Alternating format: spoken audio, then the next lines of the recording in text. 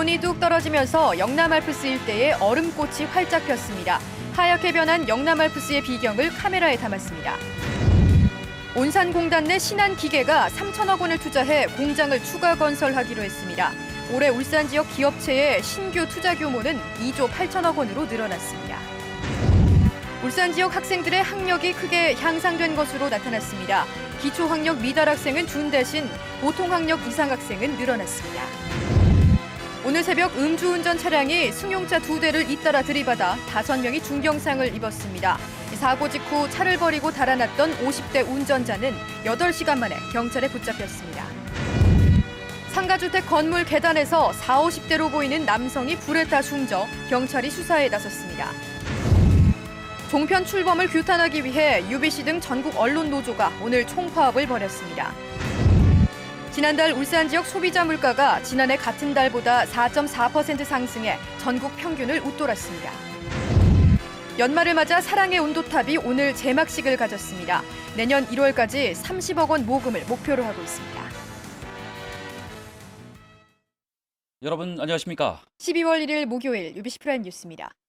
영남 알프스에 올겨울 들어 첫 눈이 내렸습니다. 기온이 뚝 떨어지면서 해발 1000m가 넘는 봉우리에는 눈꽃이 만발했습니다. 이정환 기자가 보도합니다. 앙상한 나뭇가지에 순백의 눈꽃이 활짝 피었습니다. 간헐제 억새들은 얼음 눈꽃을 등에 업고 바람을 따라 춤을 춥니다. 구름 속에 펼쳐진 눈꽃밭은 한 폭의 산수화를 보는 듯합니다. 눈꽃이 만개한 산을 찾은 등산객은 모든 시름을 떨쳐버리고 마음까지 깨끗하게 씻어냈습니다. 등산할 때 초입에서는 비가 왔는데 이 정상에 올라오니까 눈이 있으니까 참 좋습니다. 예. 해발 1000m가 넘는 고봉이 이어진 영남 알프스는 도심보다 5도 이상 기온이 더 떨어집니다. 여기에다 강한 바람까지 불면서 도심에 비가 오듯 간헐제 일대에는 눈이 내린 겁니다. 기온이 올라가면서 눈이 쌓이진 않았지만 이상 고온 현상에도 불구하고 본격적인 겨울이 왔음을 알렸습니다. UBC 뉴스 이정환입니다. 올해 국내외 기업의 울산 지역 투자가 역대 최고를 기록했습니다. 이런 가운데 한 기업체는 3천억 원을 투자해 공장을 추가 건설하기로 했습니다. 선우석 기자가 보도합니다. 지난 2007년 9월 대우조선해양이 경영권을 인수한 신한기계. 선실 위주의 조선기자재를 생산하던 이 회사가 해양 플랜트 업체로 변신을 시도하고 있습니다. 모기업들이 고부가 가치성과 해양 플랜트 분야로 무게중심을 옮기고 있기 때문입니다. 이를 위해 오는 2015년까지 3천억 원을 투자해 경공장 부지 인근 41만 제곱미터를 매립해서 해상 원유 시추선의 핵심 설비를 만드는 해양 전문화 기지 구축에 나섰습니다. 울산시와 투자양해각서를 체결한 이 회사는 2020년 연매출 1조 원에다 7천 명의 고용 창출을 기대하고 있습니다.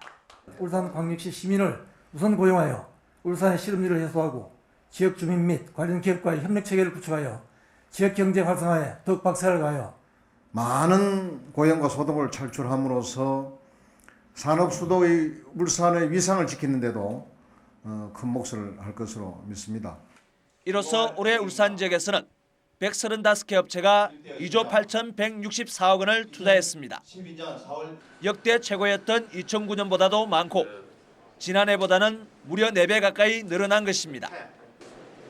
세계적인 경기 불황에도 불구하고 인프라 구축과 미래 산업에 대한 비전 제시로 올해 울산의 투자 유치는 역대 최고 성과를 거뒀습니다. UBC 뉴스 선우석입니다. 그동안 전국 하위권을 맴돌던 울산 지역 초중고등학생들의 학력이 크게 나아진 것으로 나타났습니다. 기초학력 미달 학생은 줄고 보통학력 이상 학생은 늘어났는데요. 시도별 학력 수준으로 보면 중고등학생은 전국 4위, 초등학생은 전국 6위라고 합니다. 이영남 기자가 보도합니다. 울주군의 한 초등학교. 지난해 2학기부터 담임교사들과 인턴교사가 매일 방과 후 4학년 이상 학생들에게 기초학습을 개별 지도합니다. 이 같은 노력으로 이 학교는 지난 7월 실시한 국가수준 학업 성취도 평가에서 기초학력 미달 학생이 한 명도 없는 것으로 나타났습니다. 원래 기초 학력이 이제 부족한 친구들이 한 5%에 달할 정도로 많은 비율이었습니다. 근데 선생님들께서 이렇게 학력이 부족한 친구들에게 적합한 교육을 하려고 울산 지역 전체로는 113개 초등학교 가운데 기초학력 미달 학생이 한 명도 없는 학교가 지난해 12곳에서 올해 35곳으로 늘어났습니다.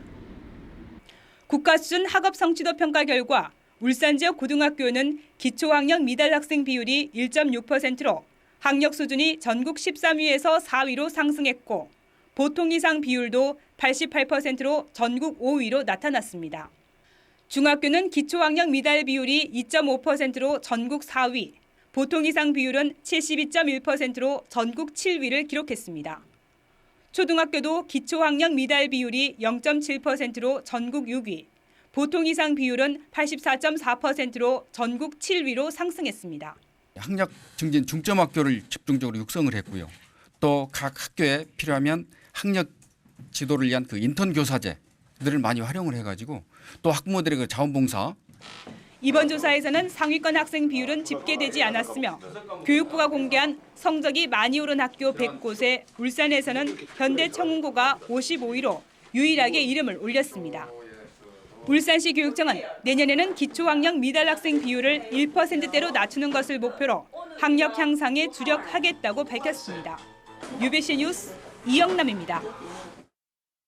오늘 새벽 음주운전 차량이 승용차 2대를 잇따라 들이받아 5명이 중경상을 입었습니다. 사고 직후 차를 버리고 달아났던 50대 운전자는 8시간 만에 경찰에 붙잡혔는데 연말 술자리가 화근이었습니다. 윤경재 기자가 보도합니다. 승용차 한 대가 상가 유리벽에 박혀 있습니다. 음주운전 차량과 충돌하면서 충격 때문에 상가로 돌진한 겁니다. 사고는 사거리에서 신호를 무시하고 직진하던 에쿠스 차량이 오른쪽에서 오던 제네시스 차량과 충돌하면서 일어났습니다. 에쿠스 차량은 다시 중앙선을 넘어 마주오던 소나타 차량을 한 차례 더 들이받았습니다. 사고 차량에 들이받친 상가 건물입니다. 상가 유리창이 뜯어져 상점 내부가 훤히 들여다보입니다. 보니까 되게 황당하더라고요. 매장이 뭐 하루아침에 이렇게 되니까. 이 사고로 상대편 운전자 5명이 중경상을 입었습니다. 딱 치는 순간에 돌면서 거기에 세워있는 전봇대를 쳤으면 다 죽었을 거예요. 사고를 낸 53살 이모 씨는 택시를 타고 경주 집으로 달아났다 8시간 만에 경찰에 붙잡혔습니다. 자영업자 이 씨는 연말을 맞아 친목 모임에서 술을 마시고 운전한 것으로 드러났습니다. 소주는 한 2잔이나 내가 먹었습니다. 머리도 피곤하고 막 허리하고 해가지고 택시 안 오고 내가 택시 타버렸지. 경찰은 이 씨를 일단 입건하고 피해자 조사가 끝난 뒤 구속 여부를 결정할 방침입니다. UBC 뉴스 윤경재입니다.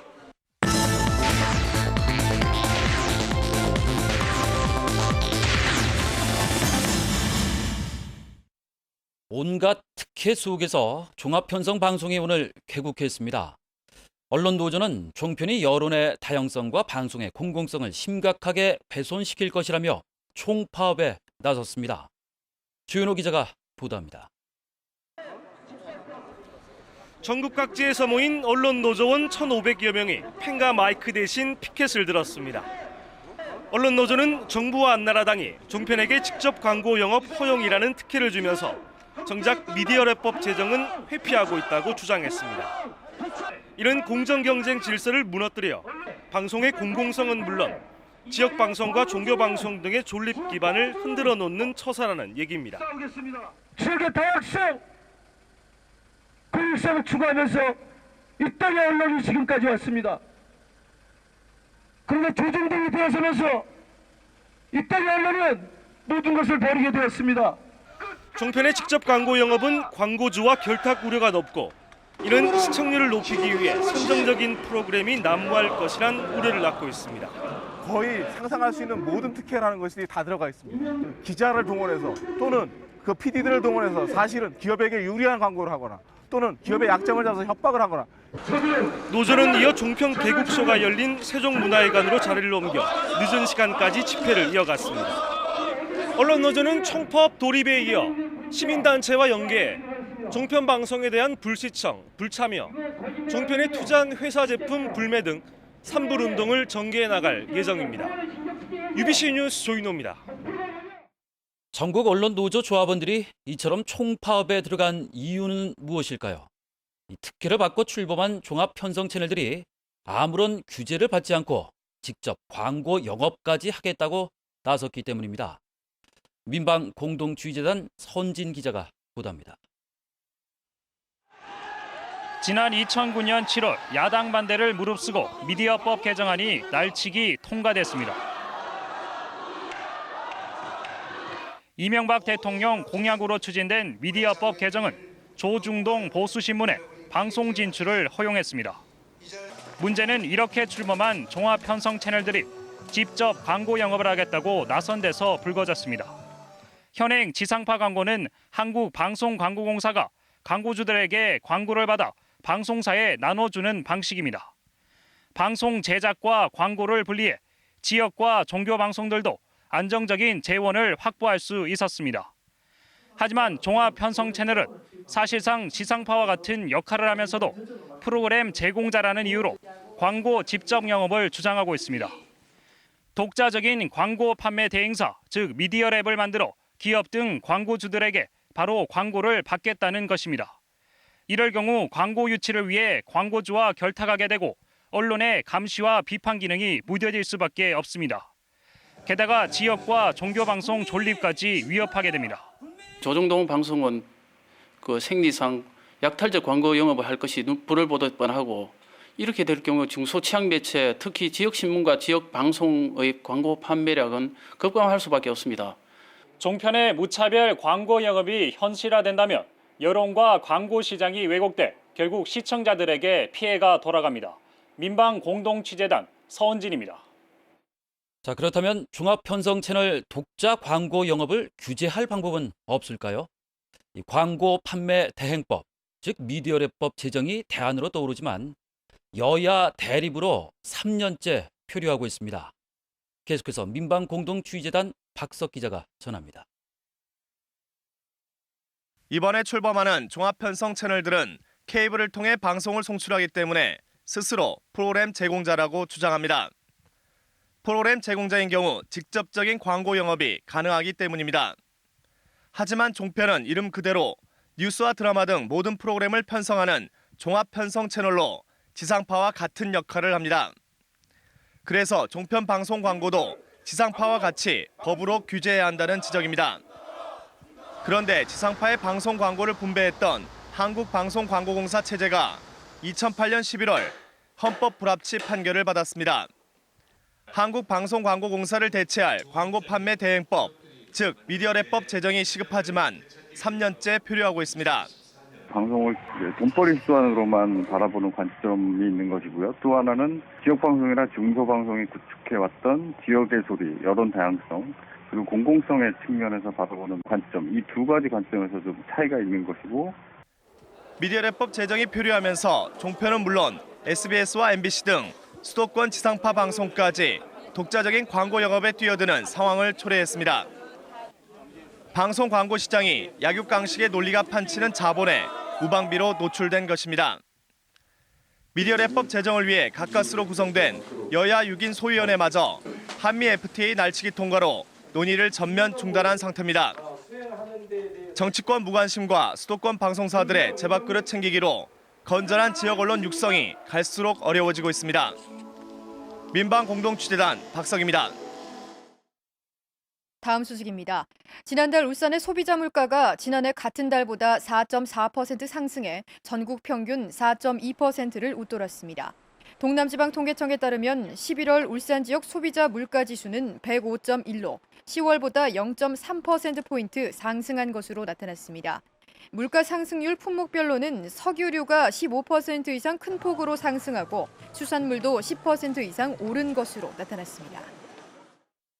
시민 참여 좋은 예산 네트워크가 내년도 울산시 예산에서 문수 야구장 건립 사업비를 삭감하라고 요구하자 야구인들이 반발하고 나섰습니다. 지역 야구 동호인들은 오늘 시의회에서 기자회견을 갖고 울산은 광역시 가운데 유일하게 프로구장이 없는 도시인데다 정규 야구장이 없어 울산공고 야구부가 타지에서 경기를 치르는 상황이라며 예정대로 건립할 것을 촉구했습니다. 환경 기본 조례안을 둘러싼 여야 마찰로 70여일 동안 파행을 겪었던 울산시의회 환경복지위원회가 정상화됐습니다. 환경복지위는 오늘 6명의 소속 의원 전원이 참석한 가운데 상임위원회를 열고 환경녹지국에 대한 추경 예산안과 내년도 예산안을 심의했습니다. 울산 공동모금회는 오늘 사랑의 온도탑 제막식을 갖고 성금 모금 활동에 들어갔습니다.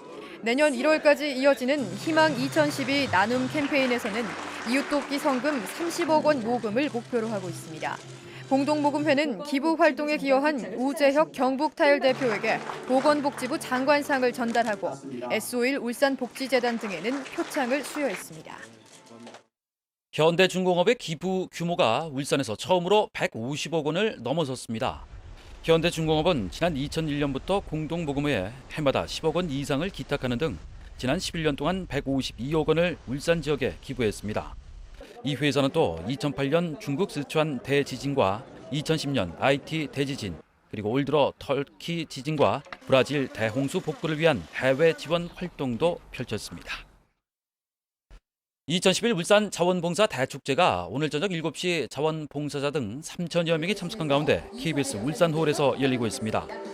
기념식은 다사랑 자장면 봉사회 등 7개 팀에 대한 자원봉사 우수 프로그램 시상과 28개 단체와 개인에 대한 유공자 표창으로 진행됐습니다. 기념식에 이은 축하 공연에는 장윤정과 애프터스쿨 등 인기 가수들이 나와 한 해 동안 수고한 자원봉사자들에게 감사의 뜻을 전했습니다. 오늘 오전 10시 40분쯤 남구 야암동 한 상가주택 건물 2층 외부 계단에서 화재가 발생해 40, 50대로 추정되는 남성 한 명이 숨졌습니다. 경찰은 숨진 남성이 전신 화상을 입었지만 외부 상처가 없고 현장에서 라이터가 발견된 점으로 미뤄 스스로 불을 냈는지 불을 피우고 잠을 자다가 변을 당한 것인지 조사하고 있습니다. 오늘 오후 3시쯤 중구 복산동 76살 김모 씨의 빌라 3층에서 불이 나 소방서 추산 140만 원의 재산 피해를 내고 15분 만에 꺼졌습니다. 소방당국은 김 씨가 집을 비운 사이 안방의 전기 장판에서 불이 시작된 것으로 보고 정확한 화재 원인을 조사하고 있습니다. 지난달 29일 중구 서동 37살 전모 씨가 자신의 집에서 실수로 농약을 마신 뒤 병원으로 옮겨져 치료를 받다 어제 오후 숨졌습니다.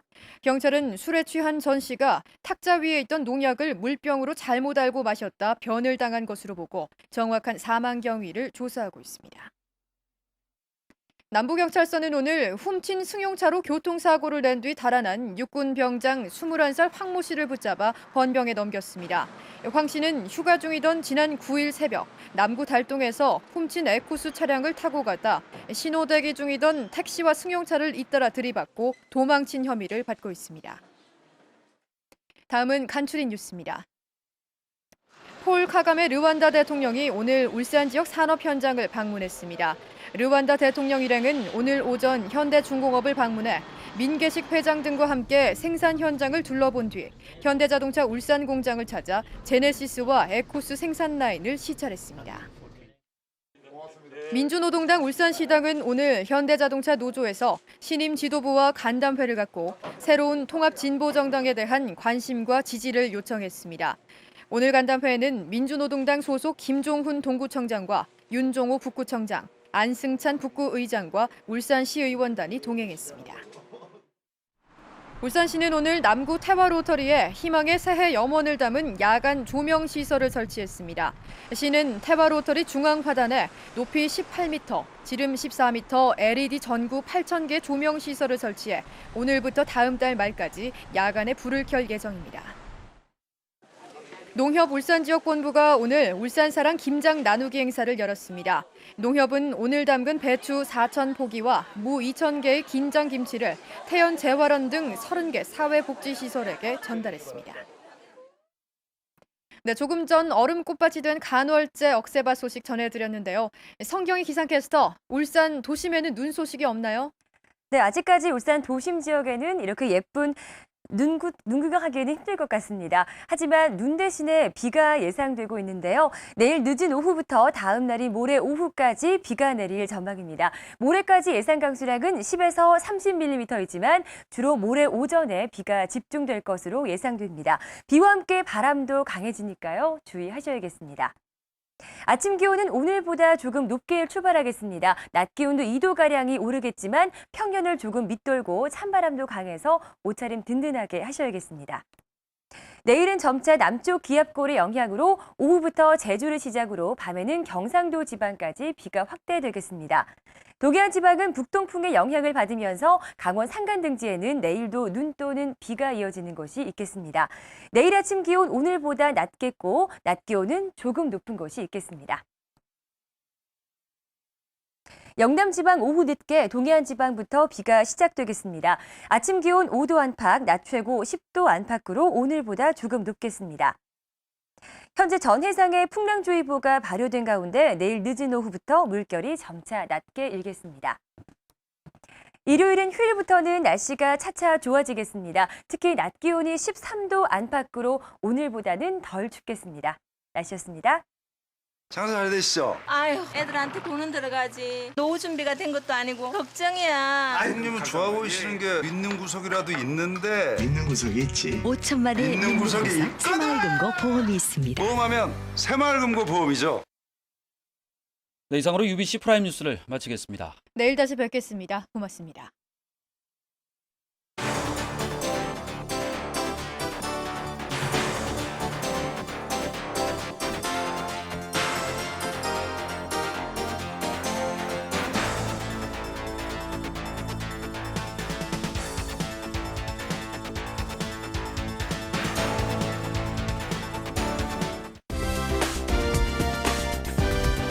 이어서 SBS 스포츠 뉴스를 보내드립니다.